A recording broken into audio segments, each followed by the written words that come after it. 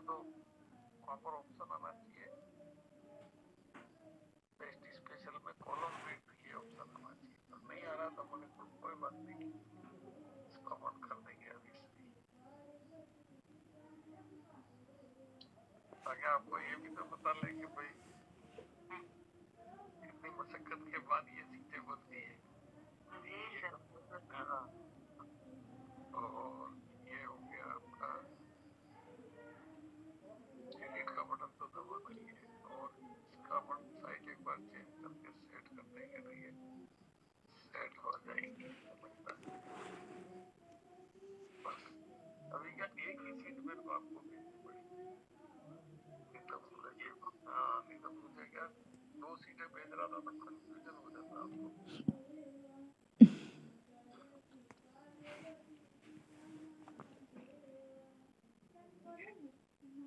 इसमें एक चीज छुप गई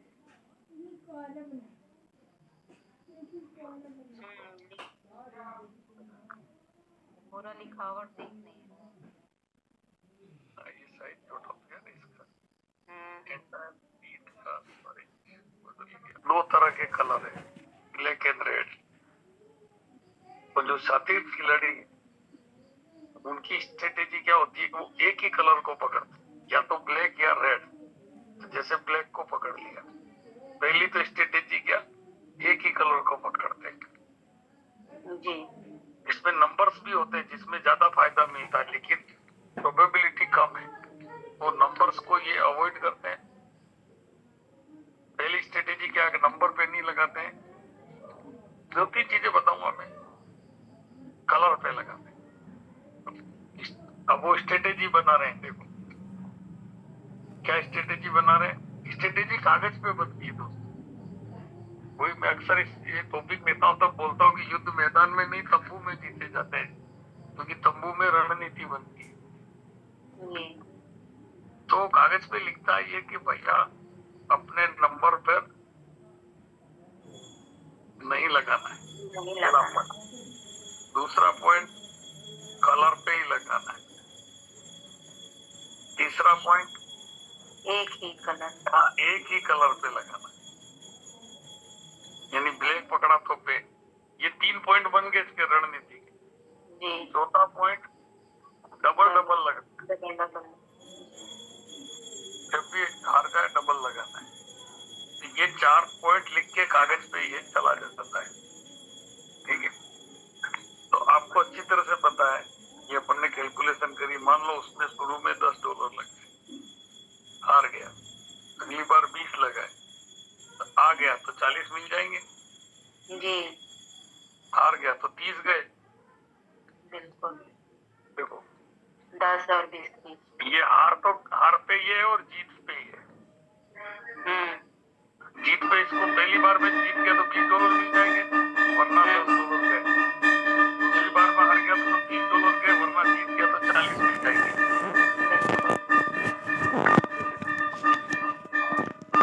तीसरी बार में वो $30 लगाता है, हार गया तो 70 चले जाएंगे, जीत गया तो 80 आ जाएंगे। गए कितने, 70। देखो यहाँ गए 30, आने के 40, $10 हमेशा फ्री मिलेगा। अगली फिर ये मान लो हार गया, 40 लगाए तो गए कितने, कितने गए, 70 और 40 110। 11, हाँ 110। नहीं गलत हो गया ये यहाँ 40 होना चाहिए 30 के जगह सर। नहीं बोलो क्या होना चाहिए, 10, 20, 40 गलत, 60 होना चाहिए। 60 हो गया तो जीतेगा तो 120 आएंगे, और हार गया तो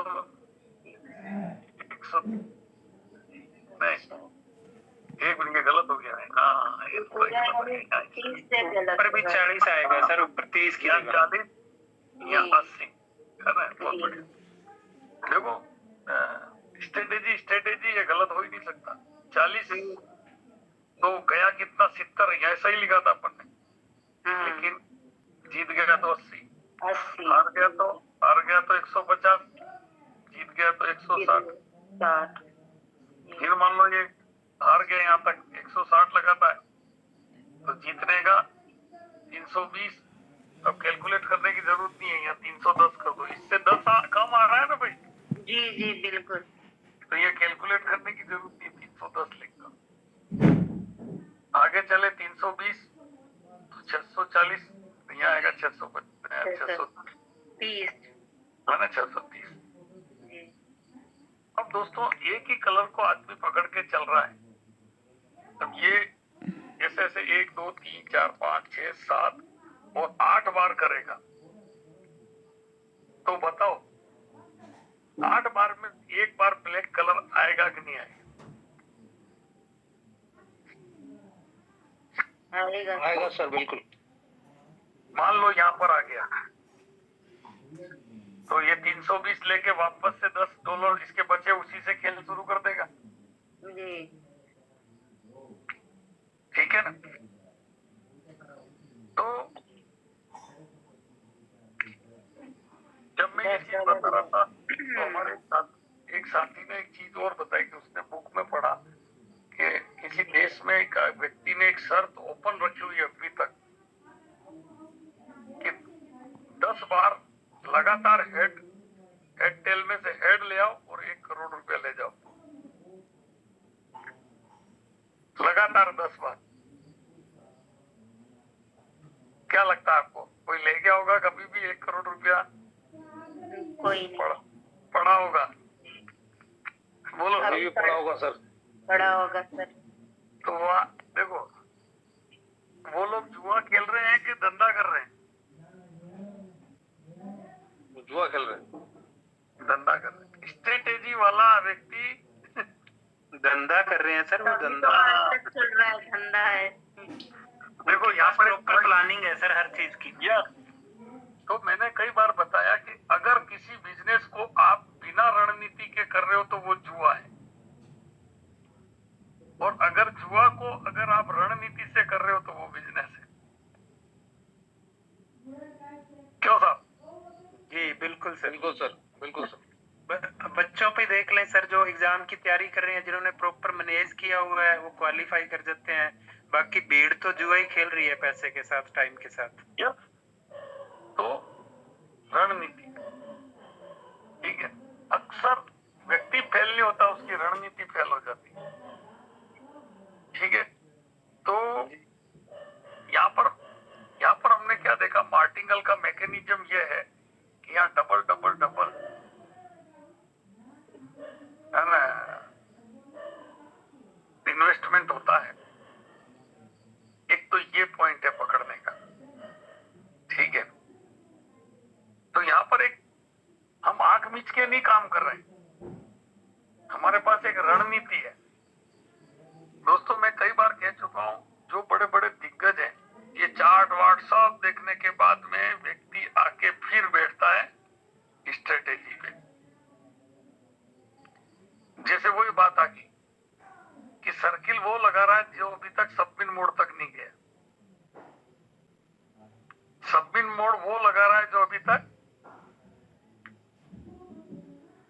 ऑल वेयर हाउस में नहीं गया, कॉल वेयर हाउस में नहीं गया। ठीक है ना? तो ये चार्ट वगैरह, ये RSI वगैरह वो देख रहा है जो अभी तक स्ट्रेटेजी तक नहीं पहुंचा है। मेरा एक्सपीरियंस ये कहता है, या मैं ही नहीं, जो बड़े बड़े, मैं क्यों आया स्ट्रेटेजी पे, मैंने ये सब करके देख लिया पूरी तरह से। स्टॉक मार्केट में मैंने 15 साल करीब करीब स्टॉक में, हितेश भाई है क्या, आ जाएगा, पूछो इनको, हम दोनों साथ काम करते थे यार। कल आए थे ना हितेश जी, चलो नहीं तो हम साथ में, हाँ हम साथ में काम करते थे। और आपका एवरेज प्राइस और मार्केट का करंट प्राइस, इसमें ज्यादा अंतर नहीं रह जाता।